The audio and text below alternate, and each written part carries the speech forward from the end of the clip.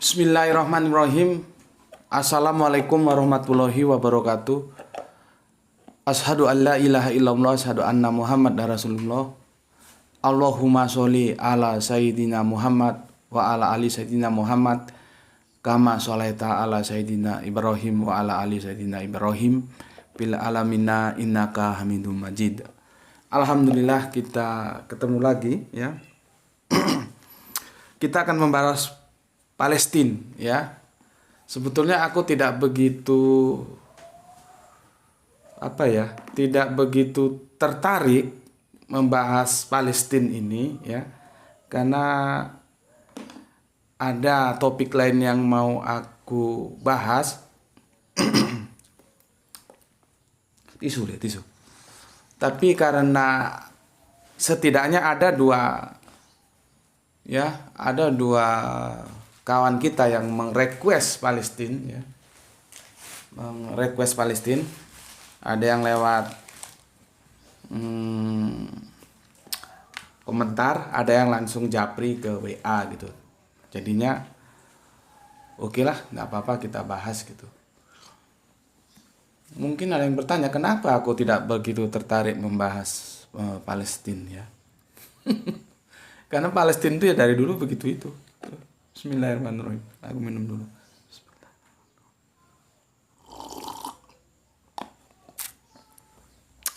Ya, begitu itu. Jadi ada dua request yang masuk, paling tidak dua ya, mungkin lebih aku nggak tahu. Ada yang dari komentar, kolom komentar, ada yang langsung japri ke WA. Oke deh, begini. Tajuk kita kali ini adalah Amis darah tanah perjanjian ya. Amis darah tanah perjanjian.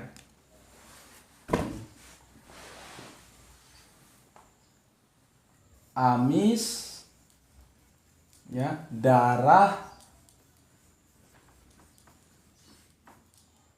tanah perjanjian.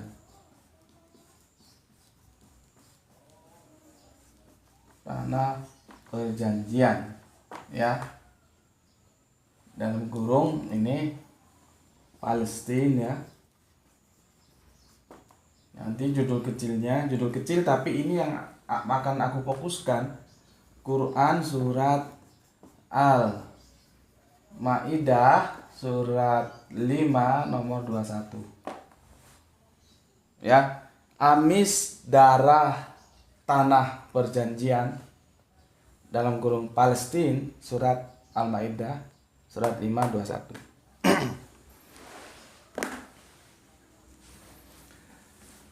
Kalau kita berbicara Palestina,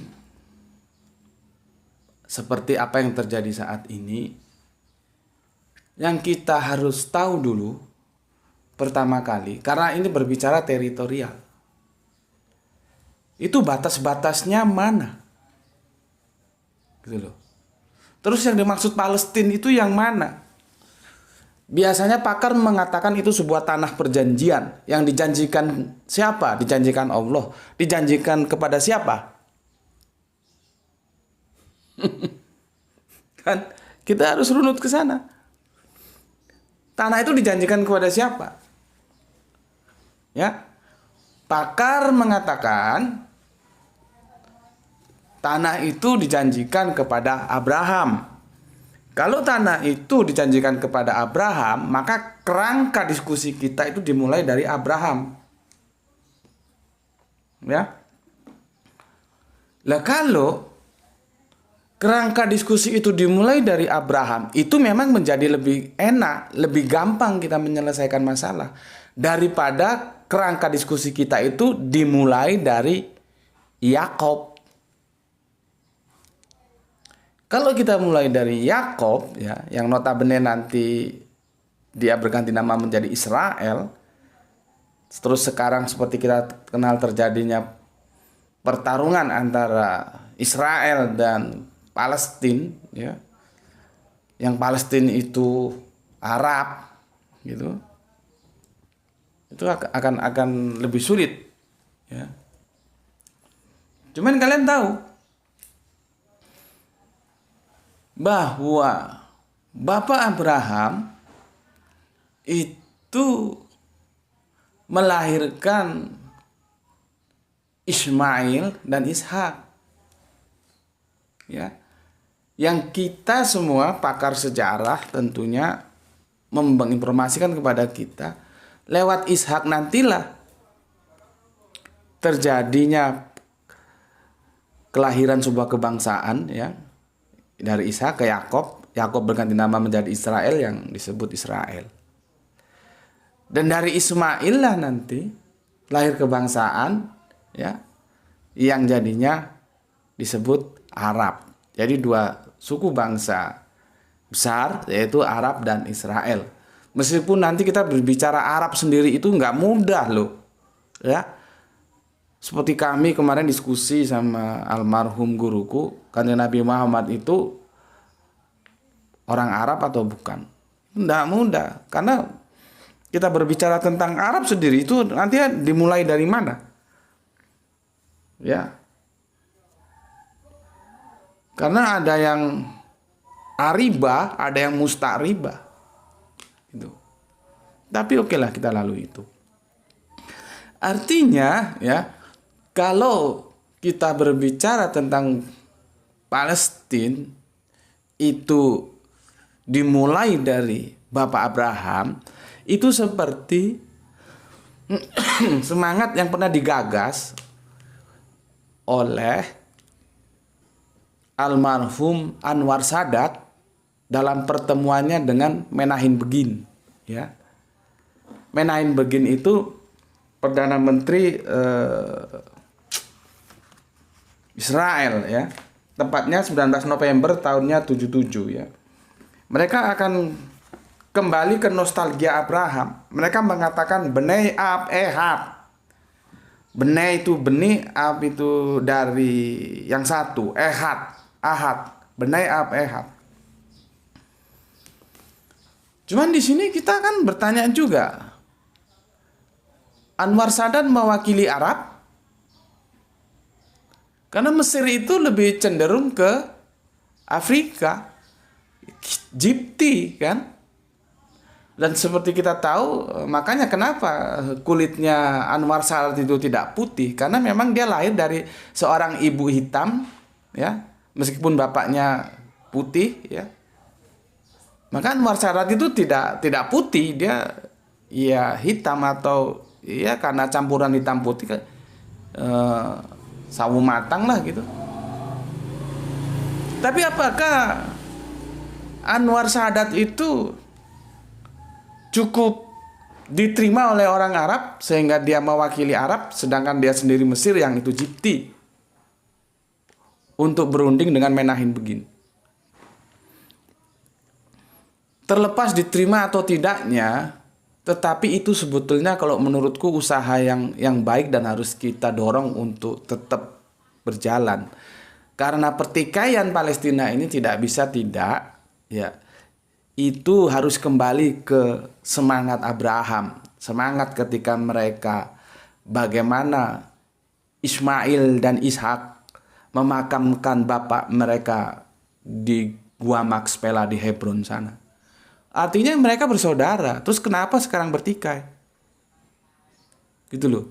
Kenapa sekarang anak cucunya bertikai? Orang kakek buyutnya aja bersaudara. Kan itu masalahnya. Ya.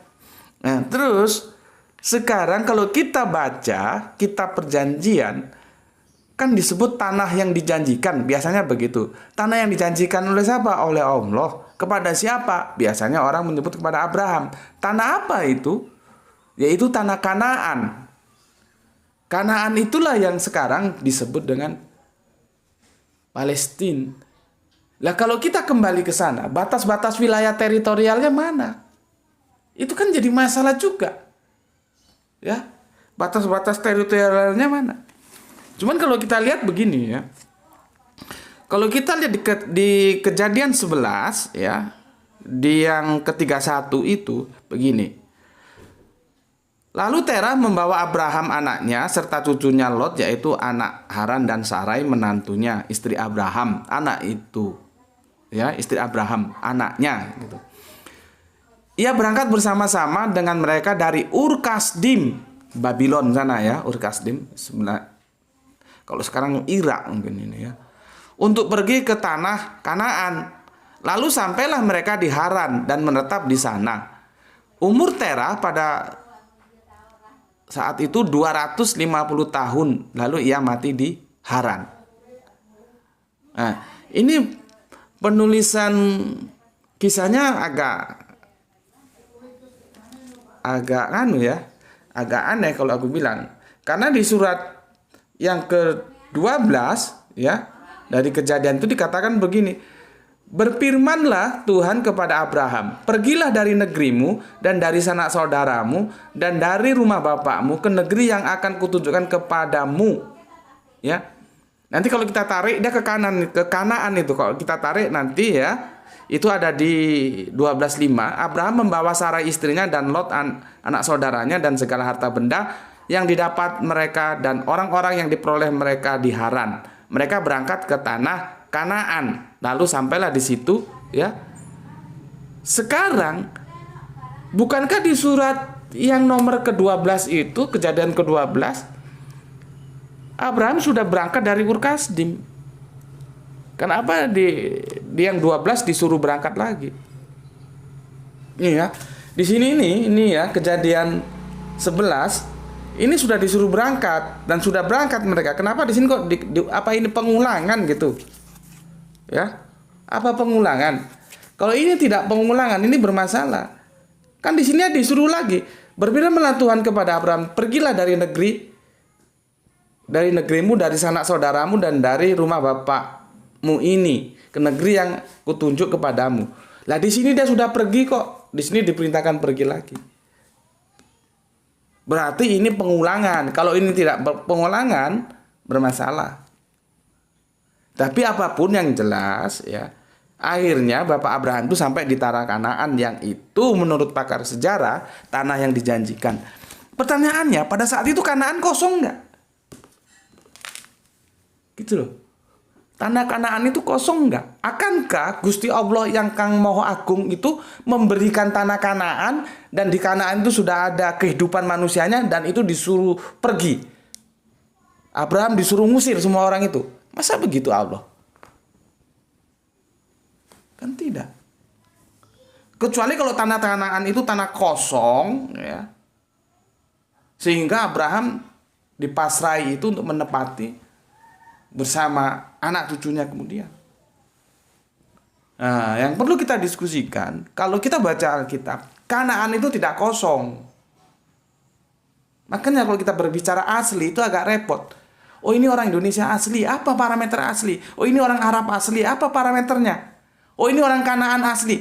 Abraham bukan orang Kanaan asli, Abraham bukan orang Palestina asli. Dia dari Ur Kasdim sana. Terus siapa yang mengambil tanah orang?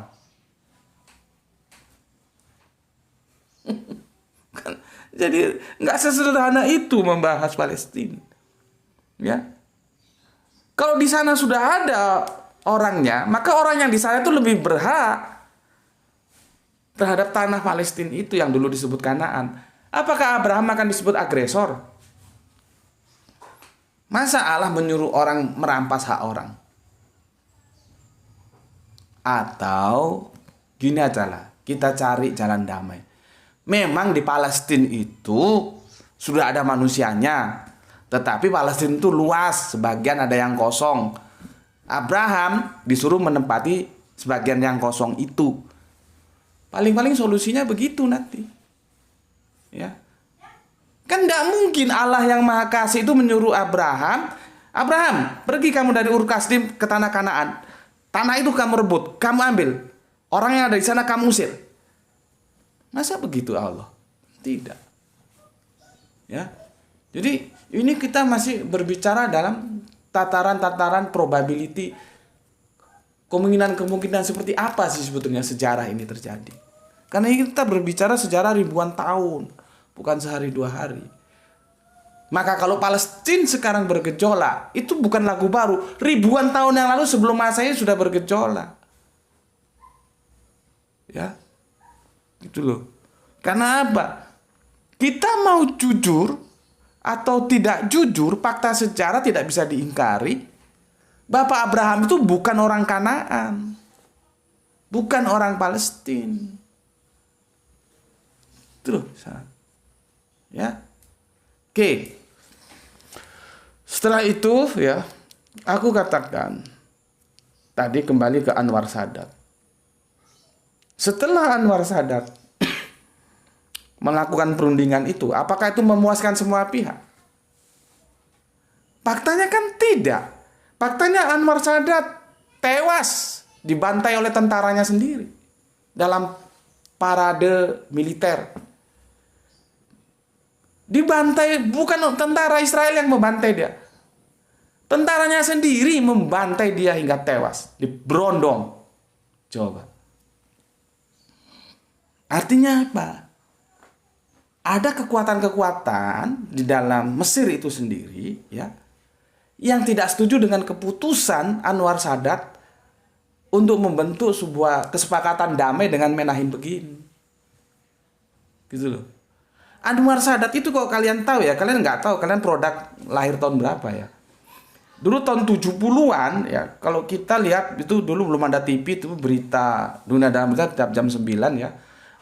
Idolaku itu kalau yang cewek itu adalah Tuti Aditama ya, pembaca berita. Kalau laki-laki itu cowok itu ada Sasli Rais ya. Dan banyak yang lain-lainnya seperti Anita M.C. Rahman ya. Sri Mariati ya. Ada Fakhrudin Soekarno. Oh, itu pembaca-pembaca berita top. Nggak seperti pembaca-pembaca berita sekarang aja. Cengenges-cengenges tapi ilmunya nggak ada. Otaknya nggak diisi gitu loh. Kalau pembaca-pembaca berita dulu, dia mengetahui, dia menjiwai sejarah. Dia menjiwai berita itu. Kalau sekarang kan enggak. Ganteng, cantik, jadi pembaca berita, cengenges-cengenges, gobloknya minta ampun. Kan kita bisa tahu di mana orang berbicara, dan dia tahu duduk permasalahan yang dibicarakan, tapi di mana dia hanya sekedar membaca saja. Sebenarnya dia tidak tahu apa yang dia baca. Gitu. Jadi kualitasnya jauh. Dulu kita tahun 70-an itu, begitu jam 9 Dunia Dalam Berita, oh kita lihat. Makanya aku bilang, bahas Palestina itu belenger. Nanti kalau misalkan ini damai, lihat 1, 2, 3 tahun, 10 tahun ke depan, nanti geger lagi itu. Gitu loh. Geger lagi. Jadi itu memang sebuah peristiwa yang selalu berulang dan berulang. Ya begitu itu. Jadi ibaratnya kita berlari harus pakai gaya lari jarak jauh, jangan sprinter. Ini pertarungannya, ini pertarungan jarak jauh, long distance. Bukan sprinter yang 100 meter selesai, itu bukan. Minimal 1 kilometer ini kalau kita lari. Maraton. Ya. Ini pertarungan maraton. Makanya aku bilang tadi aku tidak terlalu tertarik bahas ini karena ya sudah begitu itu. Sejak aku masih kecil begitu sudah. Dan akhirnya aku kembali, Anwar Sadat tewas kan. Dan apakah perjanjian itu disepakati? Ya enggak, buktinya sampai sekarang tarung terus. Lalu ada era nanti di Palestina sendiri, ya, yang sudah meninggal itu. Dan itu istrinya, tolong dikoreksi, istrinya Kristen katanya. Yasser Arafat itu. Lalu bagaimana Yasser Arafat memahami akidah Islam bahwa dalam Islam itu tidak boleh kawin campur? Kan sudah masalah lagi. Ya. Tidak boleh, dalam Islam itu tidak boleh kawin campur. Itu dihitung zina. Gitu. Bagaimana seorang Yasser Arafat yang diperspektifkan Islam, pemimpin Islam melawan Yahudi, istrinya sendiri Kristen. Ya. Siapa nama? Suha atau siapa itu nama istrinya? Kemudian setelah era Yasser Arafat baru Palestina itu ada 2 kekuatan, yaitu Hamas dan Fatah. Di sana ada 2 sosok, ya, Ismail Haniyeh, ada lagi Mahmud Abbas. Nah, sekarang aku tanya, kalau kalian membela Palestina, yang kalian bela yang mana? Aku berbicara Palestina dulu. Kalau kalian membela Palestina, yang kalian bela mana? Mahmud Abbas atau Ismail Haniyeh? Fatah, ya, atau Apa tadi? Sampai lupa aku. Ada kekuatan. Fatah atau Hamas? Gitu. Kita mau bantu, tapi yang dibantu sendiri nggak bersatu. Seharusnya untuk menghadapi kekuatan Israel, supaya Israel ini nggak kurang ajar, sudah jadi satu aja, nggak ada Hamas, nggak ada Fatah.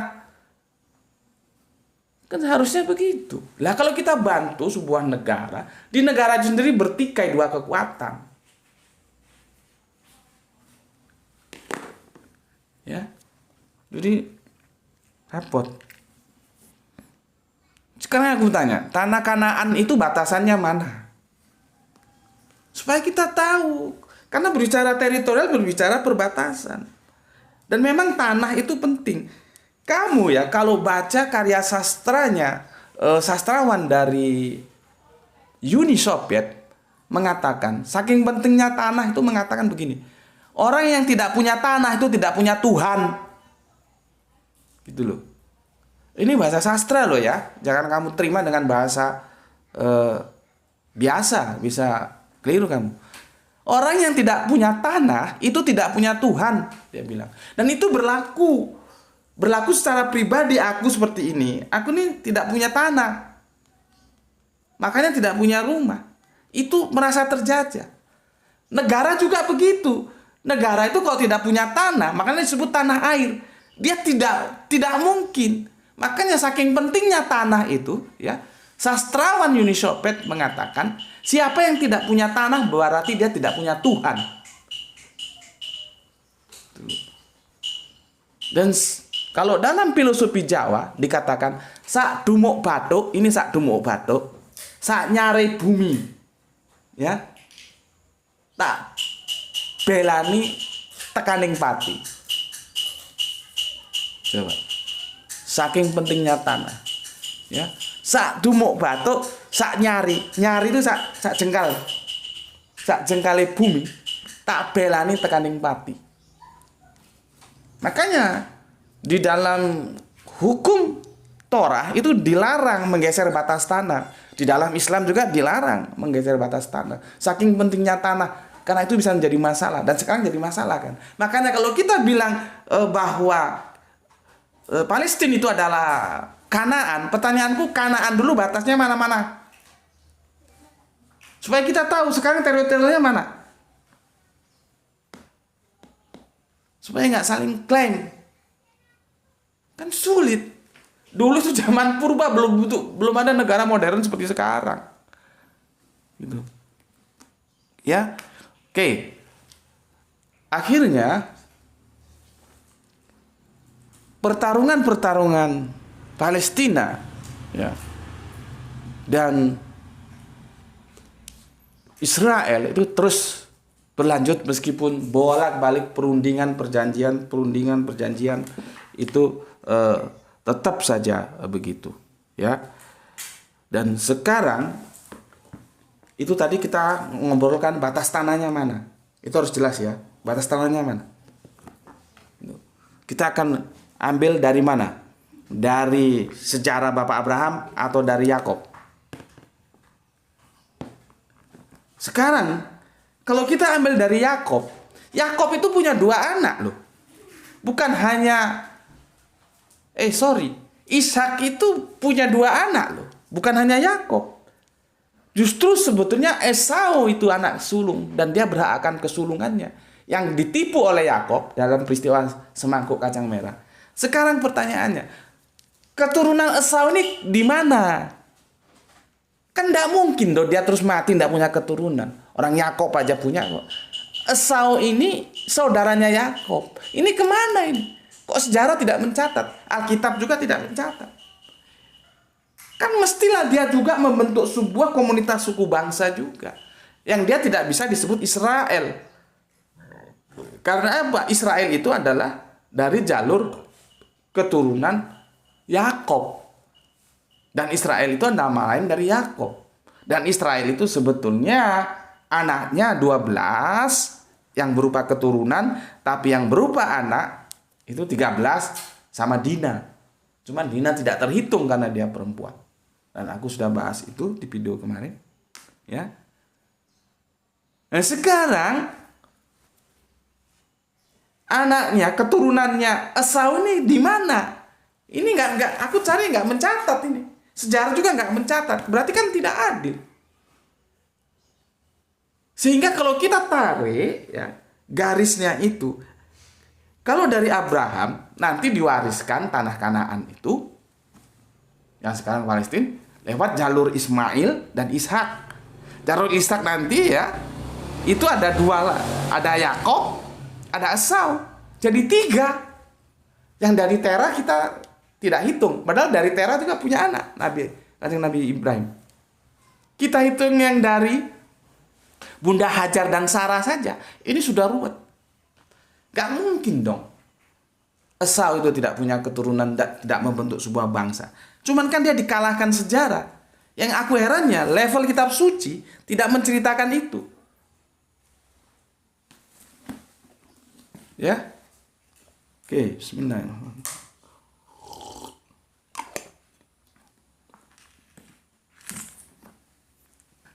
Kita sudah berbicara dari awal dengan sebuah pertanyaan, tanah Kanaan itu kosong atau tidak? Kalau tidak kosong berarti tadi berebutan hak orang. Dan kita tahu Bapak Abraham itu bukan orang Kanaan, dia orang Babylon, Ur Kasdim sana. Dia pendatang. Sebuah pertanyaan untuk kita jawab bersama. Mungkinkah Allah yang Maha Agung itu menyuruh Kanjeng Nabi Ibrahim untuk merebut hak orang? Gitu loh. Sebetulnya mungkin saja kalau logika berpikirnya begini. Bumi ini kan buminya Allah. Orang Palestina disuruh hidup dalam hukum Allah, dia tidak mau, maka dia harus diperangi. Nah, itu mungkin juga kalau begitu. Tapi kan tidak ada sejarah. Apakah orang Palestina sebelum kedatangan Kanjeng Nabi Ibrahim sudah ada nabi yang diutus ke sana? Kalaupun ada, itu kan era Nuh, jauh ke belakang lagi. Gitu loh. Ya. Oke. Setelah itu kita tarik ke Yakob. Ke Yakob juga tambah ruwet. Ada Esau. Esau berhak atas tanah. Ini kan bicara waris mewaris ini. Nah, dari itu sekarang kita tahu sebetulnya peristiwa huru hara amis darah tanah perjanjian itu sebetulnya peristiwa politik atau peristiwa agama sih? Kita harus cerdas ini melihatnya. Itu sebetulnya perang politik atau perang agama. Jadi aku cerita panjang lebar itu dari mulai Kanjeng Nabi Abraham. Aku ingin mengajak kamu supaya kamu punya data, sehingga kamu melek data dari mulai Bapak Abraham, kemudian Ishak melahirkan Yakob, ya itu dari jalur Ishak, dari jalur Ismail di Arab ini, ya. Nah, nanti kita bisa lihat sebetulnya amis darah di tanah perjanjian itu perspektifnya politik, rebutan warisan atau agama. Itu loh. Supaya kita ini jangan salah melihat. Nggak dibuka lagi nih pintunya supaya terang. Ya. Aku nggak mau jawab itu biar ngambang. Kalian sendiri jawab. Apakah ya amis darah di tanah perjanjian itu peristiwa pertarungan politik atau pertarungan agama? Aku punya 2 teman. 3 bulan kemarin lah ketika aku diundang pertemuan antara aktivis dakwah di Jombang. Itu ada seorang teman dan ternyata dia pernah masuk ke Israel. Ya. Pernah masuk ke Israel ya. Aku 2 kali dapat informasi seperti ini dan dari 2 orang yang berbeda. Ya, masuk ke Israel sana karena dia kerja ikut apa gitulah, lupa aku. Di sana dia kaget. Ya, karena apa? Karena orang-orang Yahudi itu ngopi bareng orang Islam. Di sana itu begitu. Orang-orang Yahudi itu ngopi bareng dengan orang Islam. Tentunya kawan yang dari Indonesia ini tanya, dia kaget loh, kenapa kamu ngopi kan Kan kalian sedang berperang begini-begini. Apa jawab si Yahudi ini? Alah, sudah, itu kan politik. Ya, itu kan politik. Jadi maksudku, teman-teman Islam, Anda harus proporsional ketika berbicara Yahudi. Yahudi yang mana? Israel yang mana? Karena kebijakan-kebijakan yang diambil pemerintahan sekarang itu Israel modern. Israel yang dibangun tahun 1948. Itu nuansanya politik. Politik itu kebijakan yang diambil oleh penguasa. Dan itu belum tentu disepakati oleh rakyatnya. Gitu loh. Buktinya apa? Nah, di sana Yahudi sama Islam ngopi bareng. Dan ketika ditanya oleh kawan kita, kawan itu dari Madura, ya. Dia kerja ikut apa gitu ke sana. Dia penasaran, ditanya, "Kenapa Anda ngopi sedangkan peperang terus berlanjut?" Dia jawab, "itu kan politik." Gitu loh. Makanya aku kemarin pernah bilang ya di Facebook, kalau nggak di YouTube, di Facebook sebenarnya. Yahudi, Israel itu terjadi stereotip.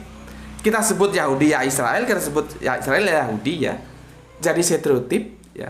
Itu ada yang berperspektif politis, ada yang berperspektif teologis. Hati-hati, jangan dipukul rata. Oh, pokoknya Yahudi semua. Oh, nanti dulu, Bos. Kita harus fair melihat permasalahan. Ya. Kita harus fair melihat permasalahan. Ya. Nggak bisa dipukul rata. Oke. Sekarang ya, kita akan mengatakan begini loh. Bagaimana sehingga timbulnya romantisme, aku bilang romantisme ya. Romantisme agama, sehingga banyak kita yang menganggap bahwa huru-hara di tanah perjanjian Palestina itu perspektifnya agama, perang agama antara Islam dan Yahudi. Ini benar nggak? Itu yang aku mau tanyakan ke kalian. Itu benar nggak sih bahwa itu perang agama?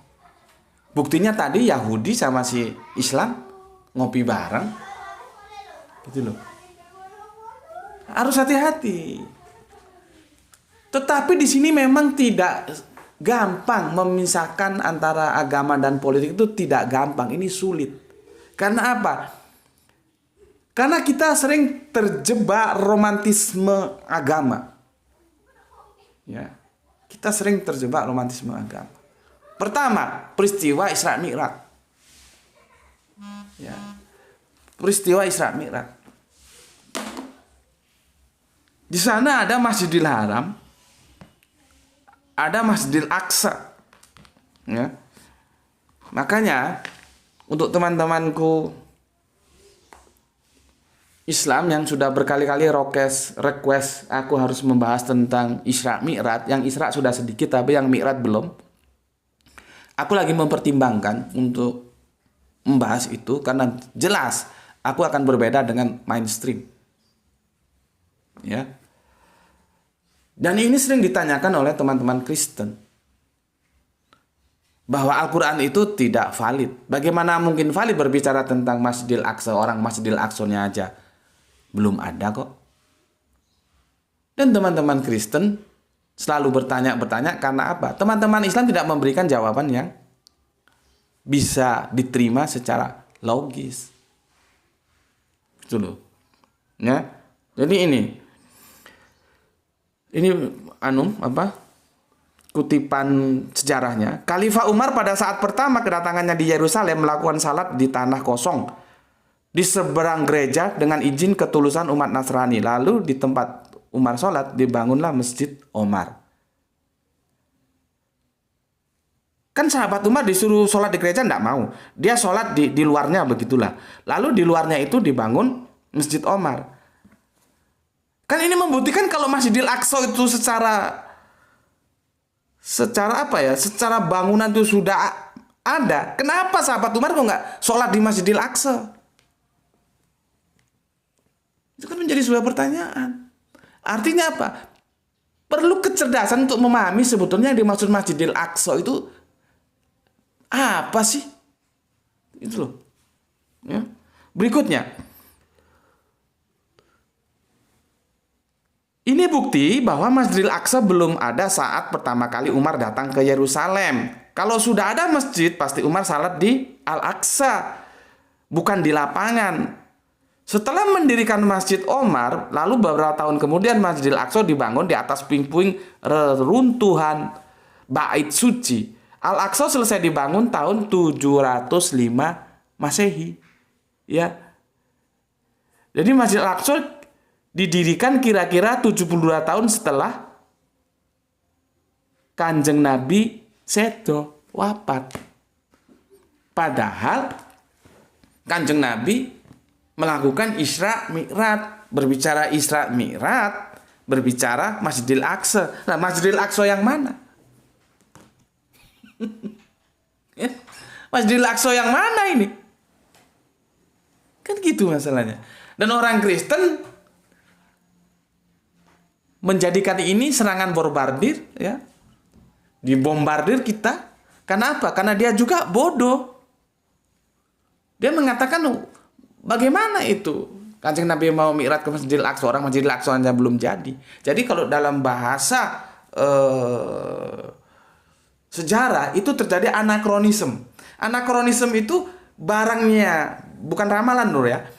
Barangnya belum ada tapi sudah diomongkan. Nah, ini berarti ada kesalahan sejarah. Gitu kerangka berpikir teman-teman Kristen. Mengatakan bahwa Isra Mi'raj dari Masjidil Haram ke Masjidil Aqsa. Padahal Masjidil Aqsanya belum ada kok.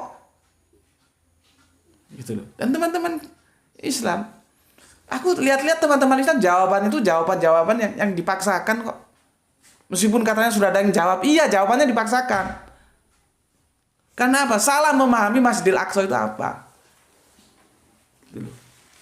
Ya, makanya kalau aku membahas Isra Mi'raj, aku tidak seperti bagaimana mainstream memahaminya. Oke. Nah, romantisme Masjidil Aqsa itulah yang membuat kita sering keselio menganggap bahwa amis darah di tanah perjanjian itu adalah konflik agama. Yang pertama. Yang kedua, saudara-saudara kita yang di Palestina itu, yang Arab itu agamanya Islam.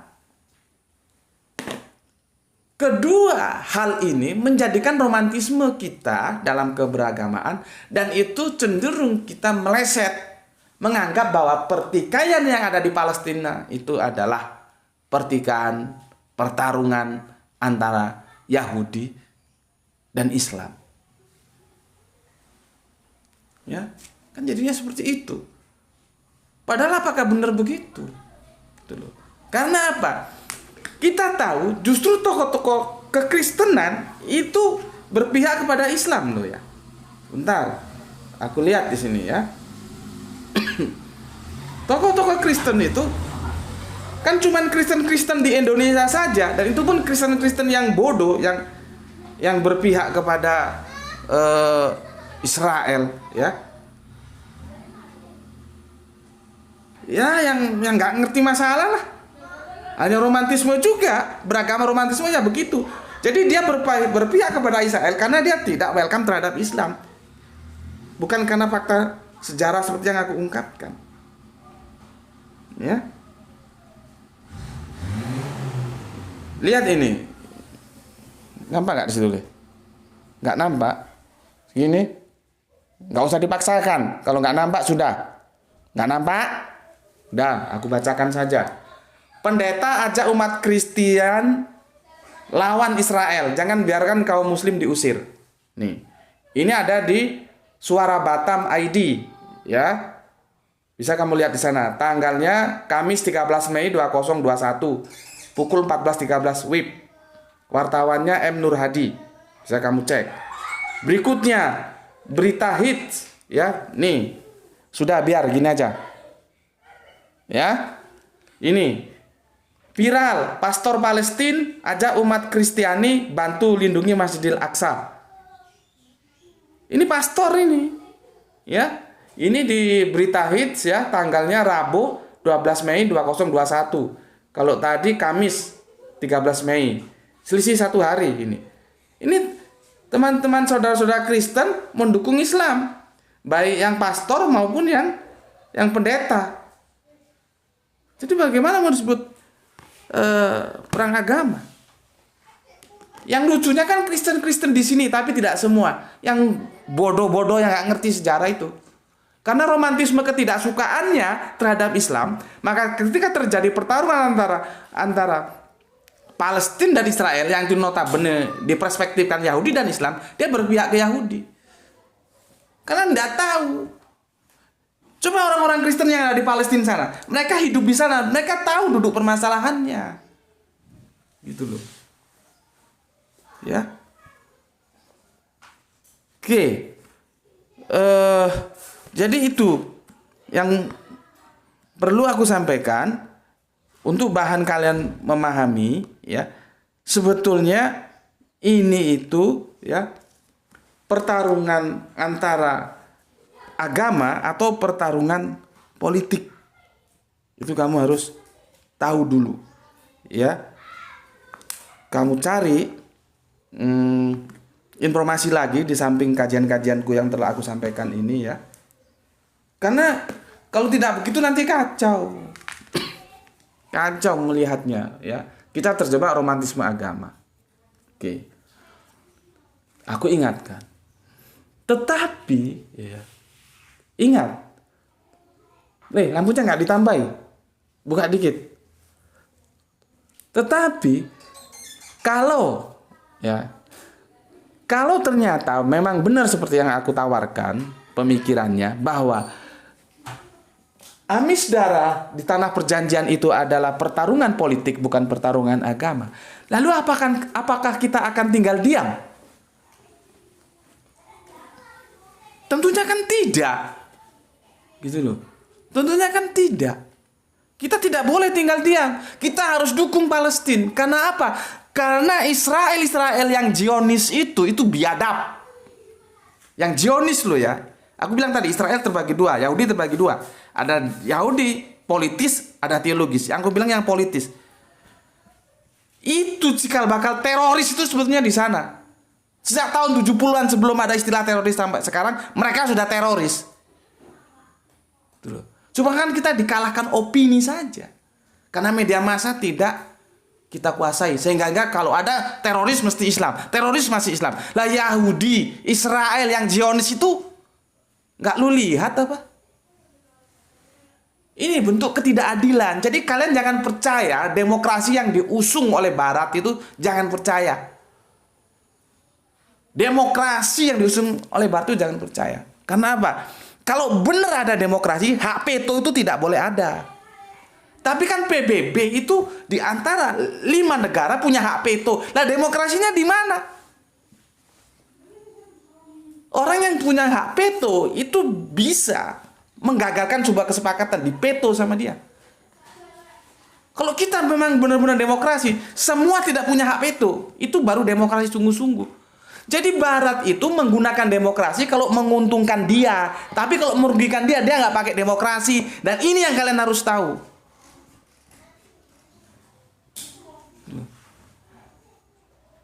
Dulu kalau kita lihat perjanjian perdamaian antara Israel dan Palestina Arab gini, aduh, bolak-balik peta-peto sampai belenger.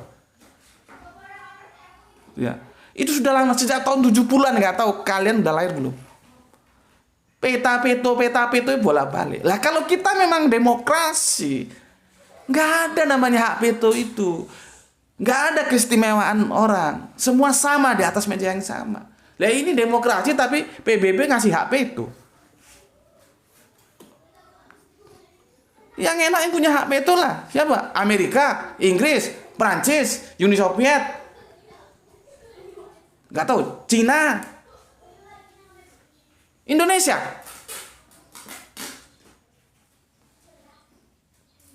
Negara-negara kecil lainnya gigit jari.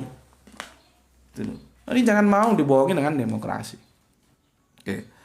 Selanjutnya, ya, aku sudah bahas di bagian akhir seri terakhir, seri akhir bukan seri terakhir, di apa itu? Kanjeng Nabi bisa tidak turun lagi, ya. Aku sudah ajukan sebuah pertanyaan di sana. Sebetulnya Amerika yang menguasai Israel atau Israel yang menguasai Amerika? Ini kita remang-remang ini. Gitu loh. Publik mengatakan Amerika adidaya, dia menguasai Israel. Publik begitu membacanya, tapi ada kemungkinan Israel lah yang mengendalikan Amerika.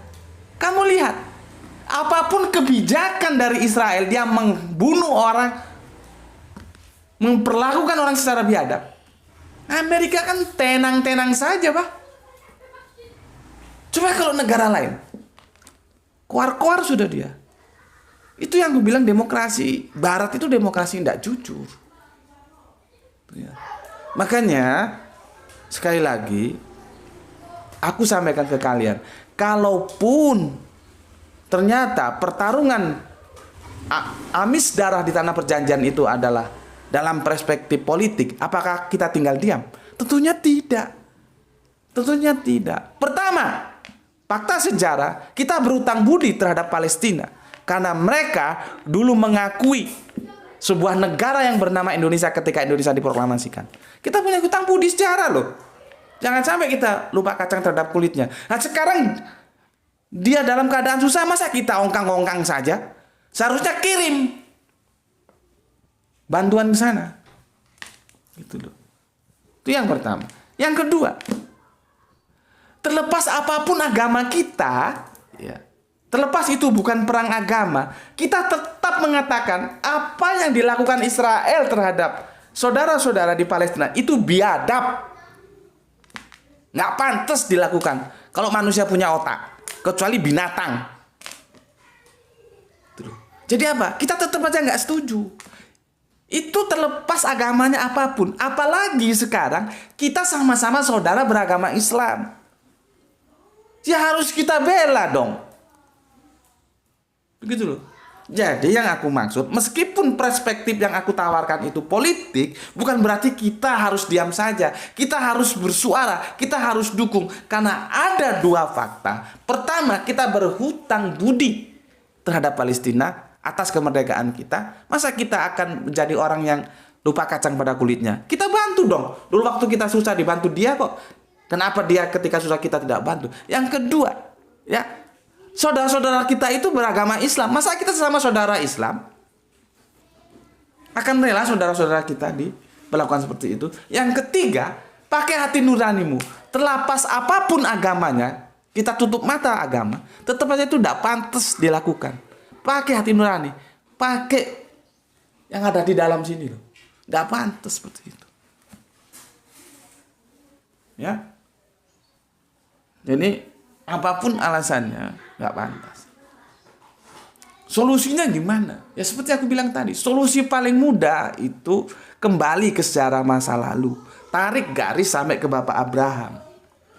Ya. Jadi ini bukan masalah agama. Cuman memang ini tidak bisa dilepaskan dari nuansa agama. Makanya Karl Armstrong menulis, ya, satu kota tiga agama.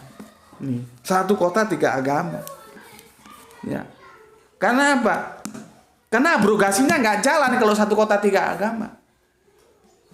Masing-masing menganggap Yahudi, Nasrani, yang menjadi Kristen, Islam, ini sesuatu yang terpisah. Bagaimana bisa terpisah orang sumbernya satu kok?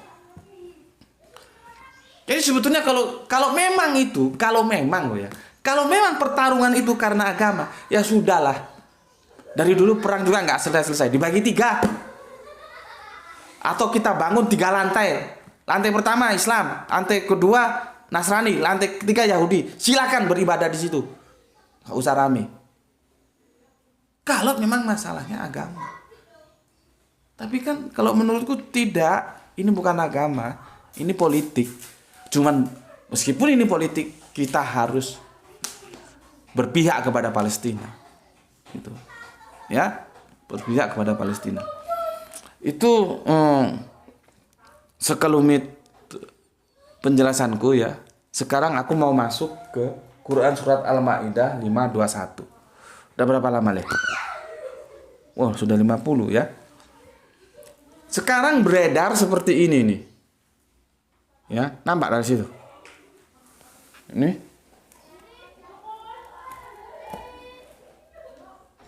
Ya, ini beredar di media sosial ini. Ya. Inilah kerjanya teman-teman Kristen yang nggak ngerti sejarah. Sudah nggak ngerti sejarah. Sekarang kalau dia ngerti sejarah, dia akan melakukan seperti apa? Seperti saudaranya Kristen yang ada di Palestina. Apa? Berpihak kepada teman-teman Islam. Karena apa? Apapun agamanya, nggak pantas Israel melakukan itu. Lah ini teman-teman, Kristen yang ada di Indonesia nggak tahu sejarahnya, nggak tahu baca Al-Quran, ngomong bahwa sertifikat tanah Israel itu ada di Quran surat Al-Maidah surat 5 nomor ayatnya 21. Kan kacau. Ya. Aku bacakan begini. Wahai kaumku, masuklah ke tanah suci, ya. Palestina maksudnya, yang telah ditentukan Allah bagimu, dan janganlah kamu berbalik ke belakang karena takut kepada musuh, nanti kamu menjadi orang yang rugi. Ya. Nah, ini dibilang sertifikat bagi hak kepemilikan atas tanah yaitu Palestina kepada orang Israel. Kenapa ditutup? Kenapa ditutup? Cahayanya gimana? Masih bagus. Oke. Ya, kalau baca Quran itu jangan kamu cuplik. Kamu baca seluruhnya. Itu satu perikopnya ya. Di Al-Maidah 20 ya, nanti berhentinya di 26. Jadi 6 ayat kamu baca. Jangan kamu cuplik, kamu sebar kemana-mana. Ini loh Al-Quran mengatakan ya, di Quran surat Al-Maidah 21 sebagai sertifikat bahwa tanah Palestina itu punya orang Israel. Itu kan karena lu tidak tahu Al-Quran, lu ngomong Al-Quran lagi. Ini kacaunya. Cuma kalau kamu baca keseluruhan ya. Oke, aku akan baca mulai ayat 20. Dan ingatlah ketika Musa berkata kepada kaumnya, hai kaumku, ingatlah nikmat Allah atasmu ketika dia mengangkat nabi-nabi di antaramu dan dijadikannya kamu orang-orang merdeka dan diberikannya kepadamu apa yang belum pernah diberikannya kepada seorang pun di antara umat-umat yang lain. Yang 21, hai kaumku, masuklah ke tanah suci, dalam kurung Palestina, yang telah ditentukan Allah bagimu, dan janganlah kamu lari ke belakang karena takut kepada musuhmu, maka kamu menjadi orang-orang yang merugi. Pertanyaannya, di mana diksi yang mengatakan bahwa tanah itu diberikan kepada orang Israel? Coba, di mana kok bisa dikatakan bahwa Al-Maidah 21 itu sertifikat tanah Palestina untuk orang Israel? Mana? Cuma kamu perhatikan ya. Perintahnya itu adalah, hai kaumku, masuklah ke tanah suci. Jadi disuruh masuk setelah keluar ya dari perbudakan di Mesir, disuruh masuk ke tanah suci. Bukan tanah suci ini milikmu. Jadi kacau. Ya. Jadi kacau karena ndak paham. Ambil ayat sepotong, dilepas begitu saja ya, tanpa mengetahui duduk permasalahannya. Jadi ini bahasanya sulit ini. Dukhul itu fiilnya itu fiil amr, kata kerja perintah, disuruh masuk. Jadi firman itu lewat Kanjeng Nabi Musa ya, memerintahkan orang Israel disuruh masuk ke negeri itu. Bukan Israel ini milikmu. Bukan begitu. Kok bisa disebut sertifikat? Perintahnya kan sudah jelas. Hai kaumku, masuklah ke tanah suci Palestina yang telah ditentukan Allah bagimu. Jadi Allah sudah menentukan Palestina itu untuk dimasuki. Kamu masuk, bukan kamu miliki. Sama aja, kamu masuki rumah ini. Itu kan beda sama dengan rumah ini milikmu. Kan beda. Dia hanya suruh masuk, bukan suruh memiliki. Ya. Oke. Sekarang kita lihat Apakah disuruh masuk orang Israel mau? Yang kedua-dua, mereka berkata, "Hai Musa, sesungguhnya dalam negeri itu ada orang-orang yang gagah perkasa. Sesungguhnya kami sekali-sekali tidak akan masuk sebelum mereka keluar daripadanya. Jika mereka keluar daripadanya, pasti kami akan memasukinya." Lihat bentuk pembangkangan orang Israel. Tidak mau. Dia disuruh masuk, tidak mau. Ini semakin membuktikan bahwa itu bukan sertifikat kepada orang Israel untuk memiliki Palestina.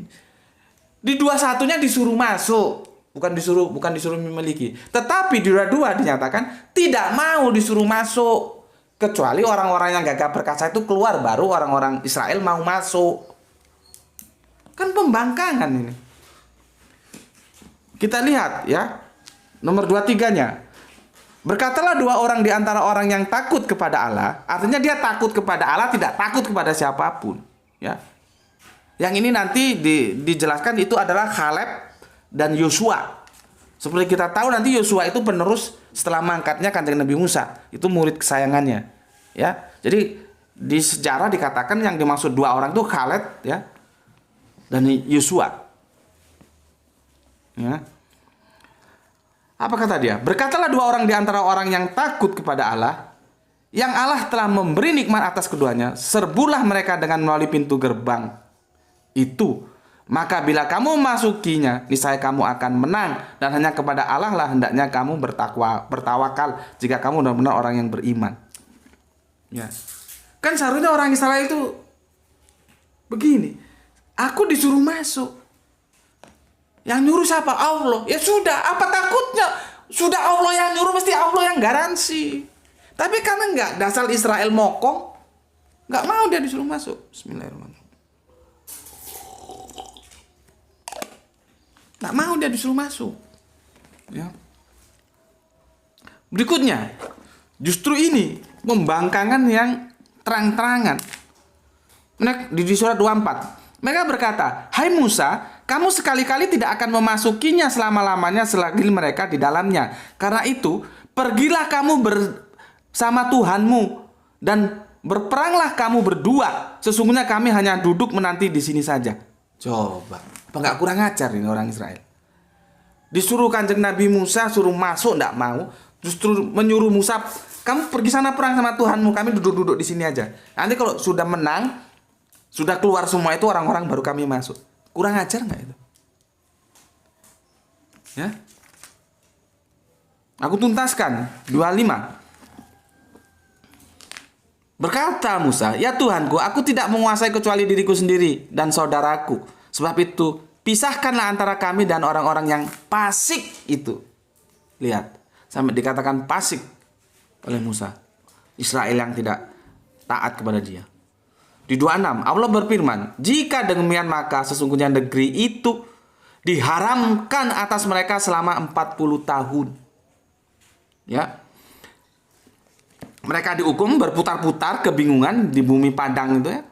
Maka janganlah kamu bersedih hati memberikan nasib orang-orang yang fasik itu. Itu hukumannya. Jadi dia tidak mau masuk. Tidak mau masuk dia. Nah sekarang orang nggak tahu masalah, dicuplik ayat itu satu potong, cek, diekspos, disebar kemana-mana. Jadi seolah-olah saudara-saudara Islamku yang di Palestina itu merebut haknya orang Yahudi Israel. Nanti dulu, kok gampang kali kau ngomong. Nggak ada sertifikatnya, nggak ada. Surat 21 itu nyuruh masuk, bukan nyuruh memiliki. Jadi ini kan sudah mau apa ya? Opini itu mau dia rubah seolah-olah saudara muslim di Palestina itu mau tukang rebut hak orang.